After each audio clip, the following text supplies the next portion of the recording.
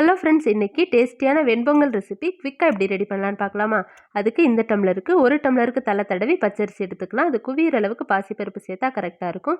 நீங்கள் எந்த டம்ளருக்கு எடுக்கிறீங்களோ அந்த டம்ளருக்கு தலை தடவி எடுத்துகிட்டு குவியிற அளவுக்கு பாசிப்பருப்பு சேருங்க, கரெக்டாக இருக்கும்.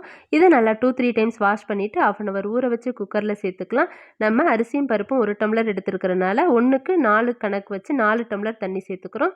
தேவையான அளவு உப்பு, 1 ஸ்பூன் நெய், கொஞ்சமாக பெருங்காயத்தூள் சேர்த்துட்டு நல்லா கலந்து விட்டு குக்கரோட லிட்டு போட்டு க்ளோஸ் பண்ணி 3 விசில் விட்டு எடுத்துக்கலாம். இப்போ பாருங்கள், பொங்கல் நல்லா வெந்து வந்துடுச்சு. இப்போ இதில் 2 ஸ்பூன் எண்ணெய், 2 ஸ்பூன் நெய் சேர்த்துட்டு 1 ஸ்பூன் மிளகு சேர்த்து நல்லா பொரிஞ்சதுக்கப்புறமா 1 ஸ்பூன் ஜீரகம், மெல்லிசா கட் பண்ணி வச்சுருக்கிற இஞ்சி 1 ஸ்பூன், கருவேப்பிலை 2 கொத்தளவு சேர்த்துட்டு நல்லா பொரிஞ்சதுக்கப்புறமா நம்ம இந்த வேக வச்சுருக்கிற பொங்கலை சேர்த்து நல்லா மிக்ஸ் பண்ணி எடுத்தோன்னா நம்மளோட டேஸ்டியான வெண்பொங்கல் ரெடி ஆயிடுச்சு. நீங்களும் ட்ரை பண்ணி பாருங்கள். ட்ரை பண்ணி பார்த்துட்டு எப்படி இருக்குன்னு கமெண்ட் பண்ணுங்கள். நம்மளோட சிறப்பு சமையலை சப்ஸ்கிரைப் பண்ணி நம்ம அடுத்தடுத்து போடுற வீடியோஸை மிஸ் பண்ணாமல் பாருங்கள். தேங்க்ஸ் ஃபார் வாட்சிங்.